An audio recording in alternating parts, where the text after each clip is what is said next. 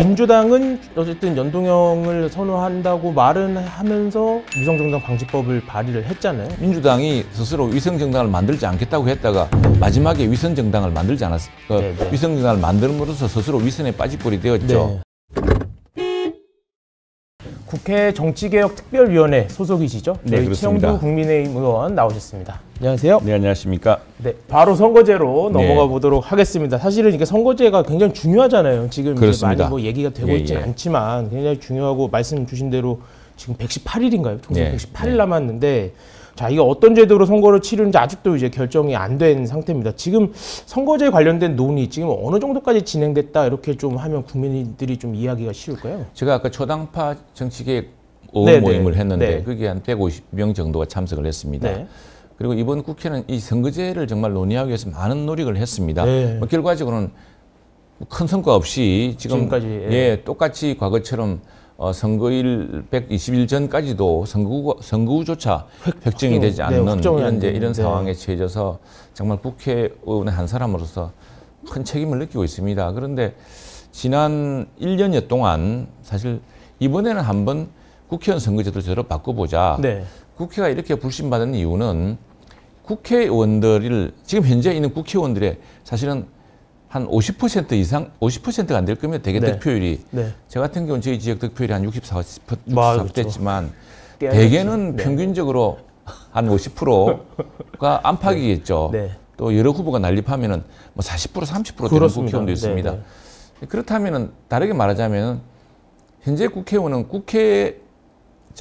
국민들이 50%가 찍지 않은 사람들로 구성되어 있는 셈입니다. 반면에 50%로 이 정도 되는 사람들이죠. 이러다 보니까 국회가 자기와 관계없는 곳이 되고 또 국회는 국민들의 의사를 충분히 반영하지 못하는 문제가 생겼습니다. 또 하나 실제로 국민들이 투표한 그리고 각 정당이 득표한 득표율도 의석수에 반영이 안 되는 굉장히 기괴한 현상이 생겼습니다. 그래서 이제 국민들의 뜻에 맞는 국민들이 좀 더 많은 뜻을 국회에 심을 수 있는 제도를 바꾸자. 이제 그게 비례성과 대표성입니다. 결국 비례성과 대표성. 국민들의 한 70%, 80% 정도를 대표하게 하자. 현재 국회의원들은 평균적으로 한 50% 득표율로 당선됐다고 한다면은 이걸 한 70%, 80% 정도의 어떤 당선율. 그렇게 되려면 이 소선거구제는 굉장히 힘듭니다. 아니면 소선거구제를 보완하는 또 비례대표가 붙여서 그게 독일식인데요. 이런 방식에 대한 근본적인 논의들이 굉장히 많았습니다. 그래서 이제 초당파 정치개혁 의원 모임에서 150명이 모이는 모임이 여러 차례 있었고 그 의원 모임 자체에서도 공론조사도 해보고 전문가 토론회도 해보고 또 국회의장이 이번에는 국회 전원위원회라는 게 있거든요. 국회의원 전원이 모여서 무제한 토론을 하는 그런 특별한 헌법 그게 우리 헌정사상 3번째로 열렸던 아주 드문 경우였습니다. 거기서 100명의 의원들이 나와서 선거제 개혁에 대한 여러 방안을 이제 백출했죠. 백화제명 뭐 그런 식의 이제 제방의 큰 논의가 벌어졌는데 그러면서 또 국민 공론조사를 해봤습니다. 그게 몇 월 정도죠? 그게 지난해 그게 이제 지난해가 아닙니다. 지난 상반기가 되겠죠. 그렇습니다. 상반기가 되겠는데 해보니까 왜냐하면 이게 이제 가급적 선거일 1년 전에 뭔가를 마무리 지으려고 많은 노력을 해왔습니다. 그런데 이번에도 역시 실패했는데 그런데 지금 가장 큰 문제는 자 이걸 하려 그러면은 지금 국회의원 수를 늘리는 방법이 있습니다. 야당 그리고 이제 소수당에서 국회의원 수를 늘리자. 사실 우리나라 국회의원 수가 OECD 국가 중에서는 보면은 국회의원 1인당 대표하는 유권자 수가 3번째입니다. 3번째로 많습니다. 유럽 국가보다 훨씬 많습니다. 저희들이. 그래서 국회의원 수를 좀 늘리면은 비례성 대표성을 높이지 않냐 그랬는데 국민들이 반대하죠. 왜냐하면은 그리고 그건 국회가 저희가 생각해도 논의 순서가 잘못됐다고 생각합니다. 지금 국회가 이렇게 불신받는 이유가 국회의원 특권, 국회의원이 일을 안 한다는 것인데 국회가 우선에 특권을 내려놓고 또 스스로 국민들이 정말 일하는 기관이라는 것을 인식을 심어준 뒤에 그렇다고 한다면 저희들이 같은 비용으로 숫자를 줄이겠습니다라고 하는 해도 설득이 될까 말까인데 뭐 그 논의를 처음에 정의당이라든가 이제 민주당에서 제기를 했습니다. 저희들은 국민 여론 때문에 받아들일 수가 없다. 그건 이 논의를 파탄으로 이끌 것이고 그래서 오히려 국회 개혁을 해야 된다. 오히려 저희들은 국회의원 수를 줄이자. 차라리 270석으로 줄이고 비례대표를 없애자. 네네네. 그렇게 하는 방법도 있지 않느냐고 했는데 그건 뭐 민주당이나 또 소수당이 받아들이질 않죠. 그러다 보니까 자연스레 이제 나왔던 방안이 그렇다면은 도동복합형 중대선거구제. 이건 사실은 작년 연초에 대통령께서 기자의 어떤 언론 인터뷰를 통해서 당신의 오랜 생각이었다면서 이야기했는데 그게 굉장히 우리나라대로 현실적이라는 분들도 많았습니다. 쉽게 말하면 큰 도시에 있는 선거구랑 그렇죠. 여기 농촌 지역이랑 별개로 이렇게 구축을 하자. 예, 사실은 보면은 서울 같은 경우에는 지금 아마 서울에 사는 유권자들은 자기가 정확히 어느 선거구인지를 모릅니다. 그렇죠. 예, 왜냐하면 한 구에 선거구가 3개씩 있는 곳, 2개씩 있는 곳이 있는데 이게 뭐 골목 단위로 구분되어 있습니다. 반면에 뭐 경상남도라든가 전라남도라든가 경상북도 이런 곳은 또 강원도는 땅이 워낙 넓기 때문에 이게 강과 산맥으로 이제 선거가 구분됩니다. 근데 인구가 자꾸 주니까 이 선거가 자꾸 허물어지면서 늘어나고 있거든요. 그래서 그래 큰 동네는 사실은 대표성이 더 중요하기 때문에 1인 대표로 가고 그 주민들이 또 그래 되면 우리 동네 대표가 없지 않느냐라는 상실감이 크니까 이 서울이라든가 수도권의 밀집 도시에는 선거구 획정이 어려운 도시에는 차라리 한 선거구당 최고 5명씩 뽑자. 예컨대 도봉과 그걸 중대선거구제라고 부르는 거죠. 그렇죠. 도봉과 뭐 성북을 묶어서 도봉과 노원을 묶어서 5개 선거구를 해서 5명을 뽑자 그냥.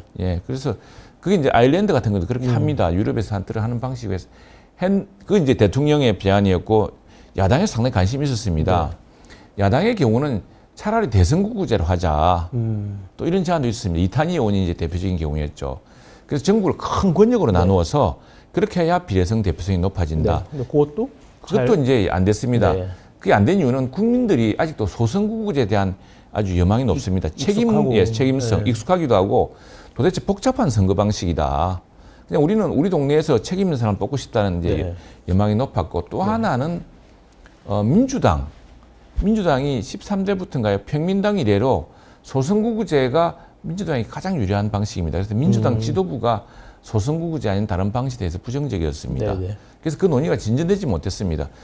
정치개혁 의원의 모임에 있는 의원님들도 이탄희 의원이라든가 그다음에 김종민 의원이라든가 여러 민주당의 중진 의원들까지도 아주 적극적이었지만 민주당 지도부 수도권에서 어쨌든 180석까지 이렇게 되는 이런 소선거구제 이게 마법 같은 겁니다. 한 표라도 이기면 이기는 것이기 때문에 이게 이제 평민당 돌풍을 일으켰던 그 민주당으로서는 상당히 전통의 민주당의 그 선거로서는 제일 중요한 필승의 선거 방식이다 생각을 하기 때문에 그 지도부의 결심을 흔들기 어려웠습니다. 그래서 결국에는 그렇다면은 국민들도 책임성을 강조하고 하니 소선거구제를 가자라는 결론이 나왔고 그래서 그 김진표 의장이 지금 현장에 253석을 그러면은 선거구를 정하자. 지금 그건 이제 그 단계를 하고 있는데 남은 문제는 이제 선거구 획정은 좀 다른 문제입니다. 근데 여기는 보다 보니까 서울의 선거구 수가 줄고 즉 서울 국회의원 수가 줍니다 이번에. 경기도는 늡니다. 그걸 어떻게 조정할 것이냐. 부산도 줄 것이냐 유지할 것이냐 또 전북이 줄 것이냐 이런 그건 큰 지역적으로 굉장히 큰 문제이기 때문에 가급적 시도별로 배정된 국회의원 수는 크게 흔들지 말자. 큰 인구 변동이 없는 한. 왜냐하면 그러면 엄청나게 큰 혼란이 오니까 이제 그런 차원에서 이제 선거구 획정 논의는 지금 한창 진행 중이고요. 이제 마지막 문제는 지금 큰 쟁점은 오히려 47개의 비례대표를 어떻게 배분할 것인가의 문제입니다. 여기에 이제 정의당과 또 민주당의 기획파 의원들은 연동형으로 가자 이런 입장이고 저희 당은 이게 비례성과 대표성을 높이기 위해서는 선거제도 전체를 바꿔야지 이 47개 비례대표만 가지고는 그건 불가능한 방식이다. 그리고 위성정당을 막을 방식이 없다. 왜냐하면 민주당 스스로가 위성정당을 하지 않겠다 해놓고 위성정당을 하지 않느냐. 그리고 지금 국민들이 바라는 바 이 연동형 비례대표제라는 것은 우리나라 채택하기 어려운 것이 항상 초과 의석을 냅니다. 어제 이제 동아일보 칼럼에서 나왔는데 초과 의석을 내기 때문에 국민들이 지금 뭐 301석도 받아들이기 힘든 상황에서 불가능한 방식이요. 준연동형을 이야기를 하는데 준연동형도 어렵습니다. 이게 사실 이제 국민들이 사실 이제 그 병립형하고 준연동형 얘기가 딱 나오는 시점에서 이제 혼란에 빠지기 시작하거든요. 저도 이제 공부하다 보니까 이게 거기서부터 약간 혼란스럽더라고요. 그래서 그 두 개가 어떻게 다른 건지 저희가 간단하게 이제 표로 좀 정리를 해봤습니다. 네네. 그래서 지금 화면에 한번 보여주시면 보면서 이제 약간 비교해 보시면서 설명을 한번 들어보시죠. 이게 지금 핵심만 담아놨는데 병립형은 이제 17대 총선에 도입이 된 말 그대로 이제 그 저희가 쉽게 저희가 생각했을 때 비례대표 투표를 했다라고 생각했을 때 하는 거죠. 그러니까 정당 이름들이 원내 정당 이름들이 쭉 있고 거기서 저희가 투표를 하면 그 투표한 비율만큼 비례대표 좌석에서 비율만큼의 좌석을 가져가는 방식. 네. 이렇게 하면 맞나요? 그러시죠. 그게 이제 대충 맞는군요. 준연동 예. 네. 요게 이제 병립형이라고 생각하면 병립형이, 되고. 예, 네네. 예. 준연동형은 이건 제가 설명 못 하겠는데 의원님께서 준연동형 한번 이제 완벽하게 되려면 독일식 정도로 돼야 됩니다. 네. 이게 이제 독일식의 경우는 독일이 소선구제 방식으로 선거를 합니다. 지역 선거를 쫙 한 뒤에 네. 그러면은 정당 득표율이 나오지 않습니까? 네. 정당 득표율이 나오면은 독일 어석이 근데 500석이다. 그러면은 독일 연방의 500석이 그러면은 근데 이미 지역구 선거에서 근데 A당이 득표율이 40%였습니다. 네. B당의 득표율이 40%였습니다. 네. C당이 이제 뭐 C당, D당이 나머지를 차지했습니다. A당만 갖고 해보죠. A당, 그럼 A당이 지금 정당 득표율이 40%였기 때문에 합당한 의석수는 500석 중에 40%. 고사에 집하면 200석이죠, 200석. 그 정도로 될 200석인데 그런데 이미 지역구 500석이기 때문에 지역구에서 이 당이 뭐 예를 들어 250석을 먹었다. 250석을 먹을 수도 있습니다, 이미.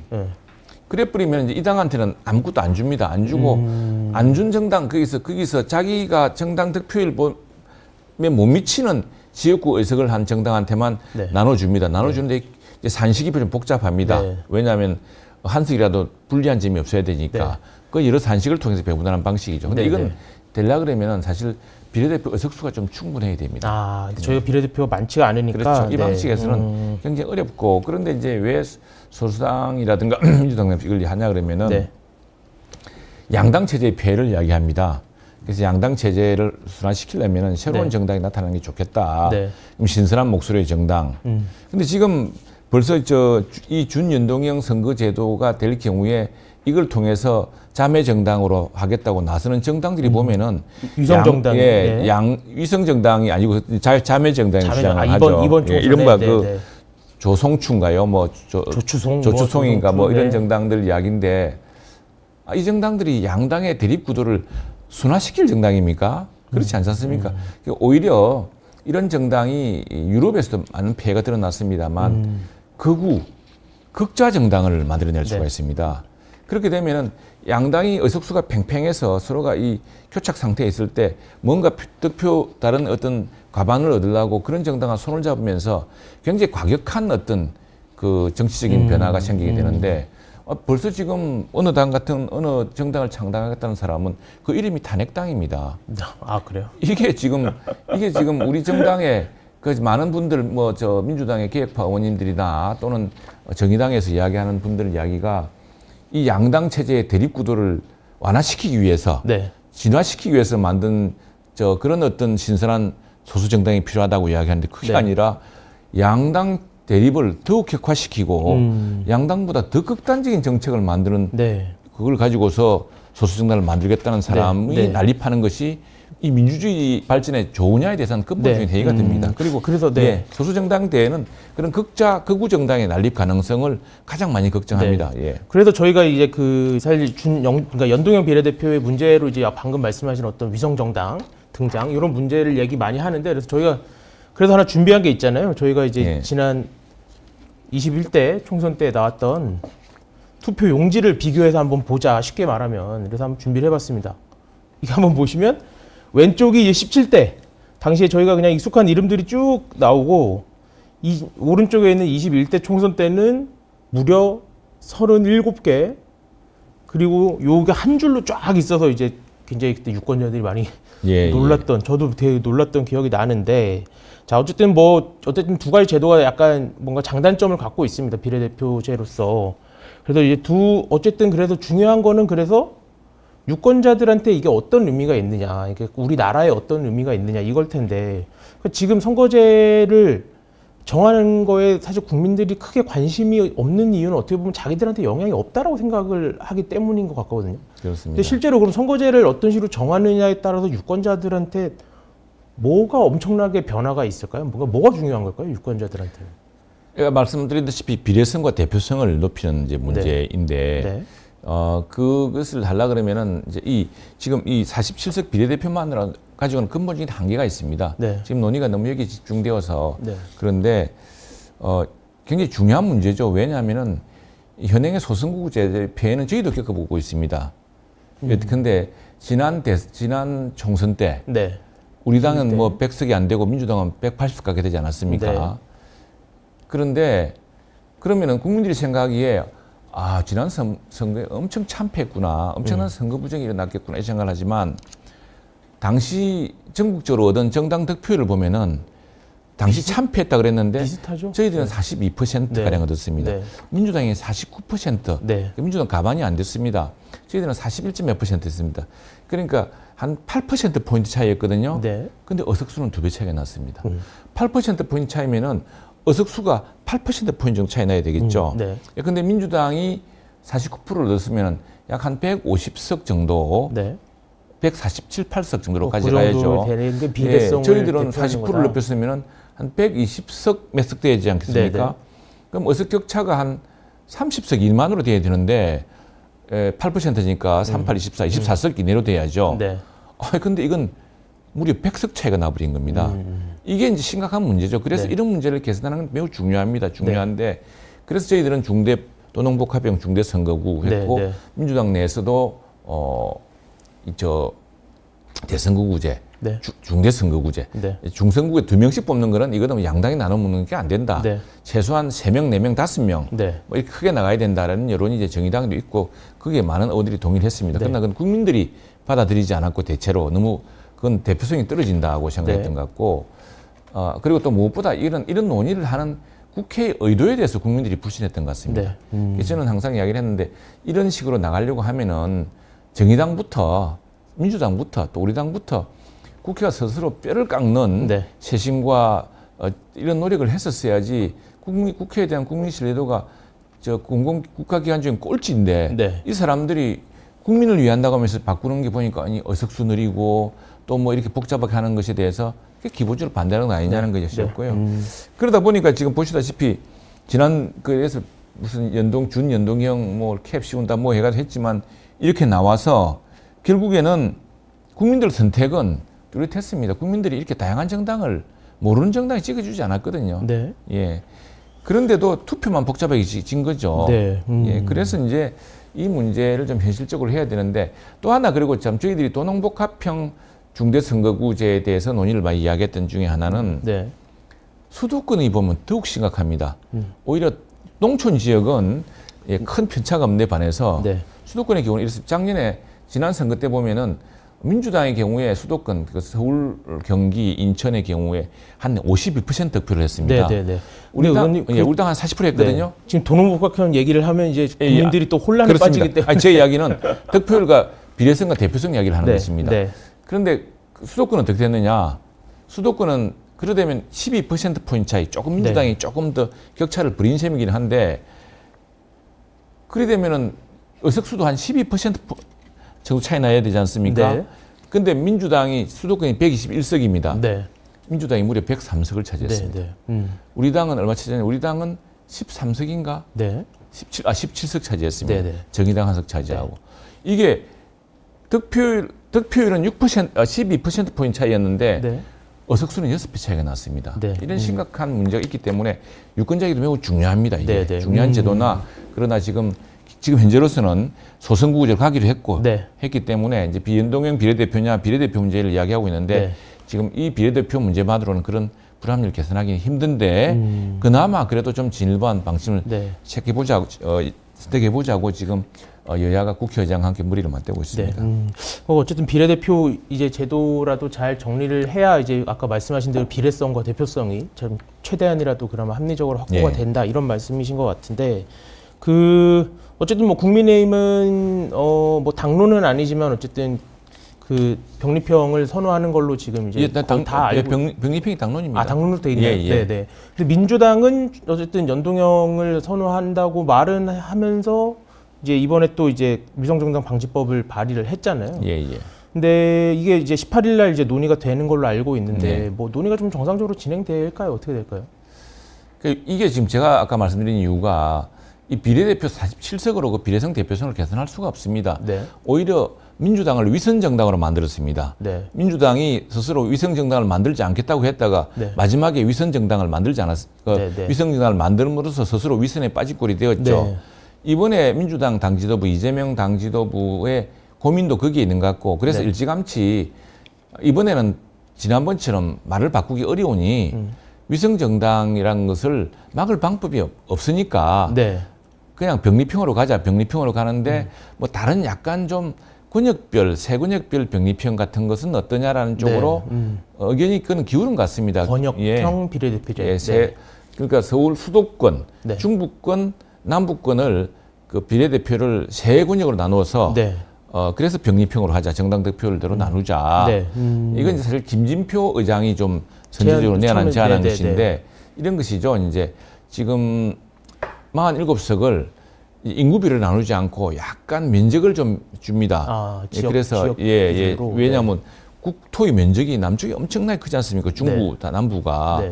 그런데 이제 그렇게 되면 47석을 예컨대 수도권의 경우는 18석, 즉 인구 130만 명당 한 사람의 비례대표. 중부는 14석. 이것도 이인구 80만 명당. 그러니까 130은 80만이니까 1대1은 넘지 않죠. 한 명에서 14석. 남부 역시 인구 80만 명당 한 명에서 15석. 그래서 전국을 이제 이렇게 나누면은 이제 그 약간 수도권 집중된 양상을 조금 완화시킬 수 있다 하는 명분 하나. 또 두 번째는 어쨌거나 이게 동서통합형 권역 선거구입니다. 그럼 동서 전체를 아우르는 어떤 권역별 정치가 가능해진다. 뭐 그런 생각 하나. 또 하나는 지금 국회의원들이 모두 소선구제다 보니까 자기 동네 예산, 자기 동네 정책에 집중하는 경향이 있습니다. 그것보다는 좀 큰 권역, 근데 미국으로 치면 한 상원점에 해당하는 그런 큰 권역의 정치, 자기 동네, 자기 도시만 아니라 전체의 그 나라를 생각하는 어떤 정치인을 탄생시킬 수 있는 거 아니냐, 뭐 그런 이상주의까지 있습니다. 있는데 이게 이제 민주당 지도부한테는 약간의 우회 통로가 되는 것 같은 느낌이 듭니다. 뭐 저희들은 병리평을 해야 된다, 해야 되고 병리평을 하면서 여성 비례, 청년 비례, 전문성을 높이는 게 옳지. 이걸 뭘 복잡하게 하느냐는 이야기인데 민주당이 세 권역별로 하겠다고 한다면은 뭐 우리가 의석수가 적기 때문에 방법이 없거든요. 그러면 그렇게라도 그러면 병리평을 검토해 볼 수 있다는 입장입니다. 권역별 병리평도. 그러니까 어쨌든 양당이 뭔가 권역별 비례대표제를 조금 염두에는 지금 두고 있는 상황이다. 권역별 병리평 비례대표제도 방식으로 수렴될 가능성이 현재로 가장 큰 것 같습니다. 수렴될 가능성이 현재로서 가장 크다. 근데 이게 제가 알기로는 그러면은 이제 소수 정당들은 사실은 이게 저도 뭐 정확한 논리는 모르겠는데 권역별 비례대표제를 할 경우에는 뭐 소수 정당들한테 기회가 안 주어진다 이러면서 뭐 반발을 하고 있다고 제가 들었는데 이런 이제 어쨌든 그런 반발이 나오면 그게 이제 그게 현재 우리 선거법이 전국적으로 3% 이상 정당을 하면은 뭐 준연동형 제도에 따라서 그 비례대표의 상당 부분을 먼저 나눠주는 방식이거든요. 그러면 거대 정당은 비례대표를 받기가 어렵습니다. 그래서 나머지 정당을 나눠 갖겠다는 것인데 그게 현실적으로 지금 우리 정의당이나 소수정당이 새로운 신정당이 기대하는 것과 달리 이른바 조성추 이런 정당들이 다 차지해버립니다. 그 소수정당이 그렇게 하고 다음에 좀 더 극단적 주장을 하는 정당들이 차지하게 되고 또 사실은 그 말이 위성정당이라고 하지만 그런 정당이 탄생하는 걸 막을 방법이 없습니다. 그건 왜 정당 선택의 자유이기 때문에 또 정당의 자유가 있기 때문에 그러니까 사실은 위성정당을 막는다고 하지만 민주당은 작년에도 지난번에 위성정당 하지 않겠다 그래 놓고 위성정당을 하는 위선에 빠지지 않았습니까? 그래서 이제 그런 함정 때문에 못하고 있는 것이죠. 못하고 있는 것이고 아마도 민주당도 이 문제를 둘러싼 의원총회를 아마 근일내 한다고 합니다. 그래서 결론이 내려지겠죠. 그런데 지도부의 이재명 대표 지도부의 방침을 들어보면은 권역별 병리편으로 가자. 네. 어차피 지금 준연동형으로 가면은 위성정당을 막을 방법이 없다라고 자기들 생각하는 것 같아요. 알겠습니다. 저희 시간이 거의 다 돼서 딱 두 가지만 간단하게 여쭤보겠습니다. 간단하게 말씀해 주시면 좋겠습니다. 홍표 원내대표는 이제 어제였죠. 그 연동형 비례제 투표 한다면 국민의힘이 무조건 아까 말씀하신 거랑 반대로 국민의힘이 무조건 위성정당 만들겠다 의지를 갖고 있어서 연동형을 할 수가 없다. 이렇게 하는데 요거는 좀 어떻게 생각하세요? 그건 뭐 지난번에도 그렇게는 이야기를 했죠. 그럼 민주당 하지 말았어야죠. 그리고 만들지 말았어야죠. 그리고 이제 말씀드렸다시피 이게 이 권역별 병리평을 해도 소수 정당이 득표 전략이 있습니다. 그래서 이준석 근데 전 당대표 같은 경우는 본인은 병리평이 더 좋다고 하지 않습니까? 네, 그것도 여쭤보려고 했는데. 네, 맞습니다. 예, 왜냐 그러면은 자 만일 저 권역별 병리평으로 할 경우에 이제 그때는 또 비례대표를 봅니다. 네.